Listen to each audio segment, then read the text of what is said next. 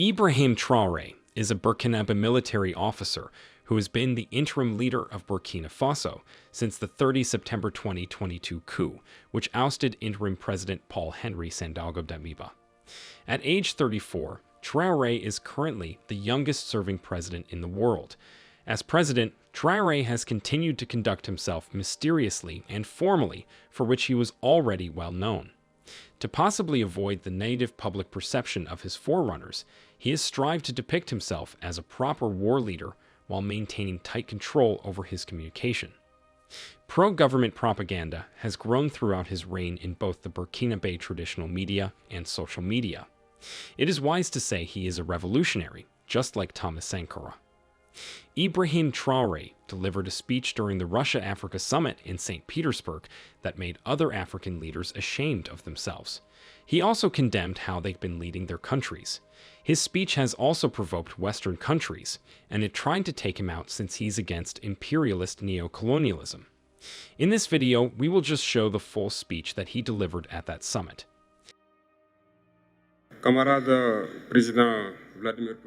He started his speech by apologizing to elders who were going to be offended by his comments, but said Africanity obliged the birth of right, so he had to express his mind.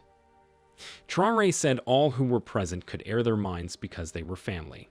He also insisted that Russia was family to Africans too. He went further to say Russia made enormous sacrifices to free the world from Nazism during the Second World War, but many have been dismissing the key role played by Russia and Africa in the fight against Nazism. He said Burkina Faso has been confronted with the most violent form of imperialist neocolonialism for the past years, and slavery has continued to impose itself on them, but did not want anyone to feel sorry for his country. This is because he has decided to fight against all these crises in his country to relaunch their development. He said he was surprised that people were calling the fight against terrorism in his country all kinds of names, whereas when others do the same in Europe, they are regarded as patriots. He added that it is quite disheartening that African governments do nothing at all to aid their nations, but when someone rises to defend them, they claim they do not respect human rights. We African heads of state must stop behaving like puppets who dance every time the imperialists pull the strings, he said. African leaders were ecstatic when Russian President Vladimir Putin declared the day before the meeting that he would supply grain to their continent. Traore praised him for it, but admonished the African leaders to see to it that their respective countries' food shortages were resolved before the next meeting. He urged African leaders to take the experience of the leaders who had already achieved something in Africa, and also build good relations with Russia to meet the needs of their people. Traore was trying to tell African leaders several things from his speech.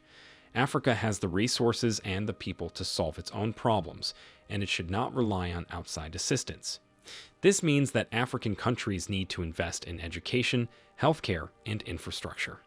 They also need to create jobs and promote economic growth. African countries need to work together to achieve their development goals. This means that they need to cooperate on issues such as trade, security, and migration. They also need to speak with one voice on international issues.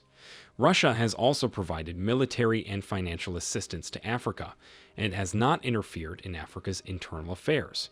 This makes Russia a reliable partner for Africa. The young people in Africa are not left out. They should rise and fight neocolonialism. Traore's speech is a sign of Africa's growing confidence and assertiveness. It is also a challenge to the traditional view that Africa is a continent that is dependent on outside assistance.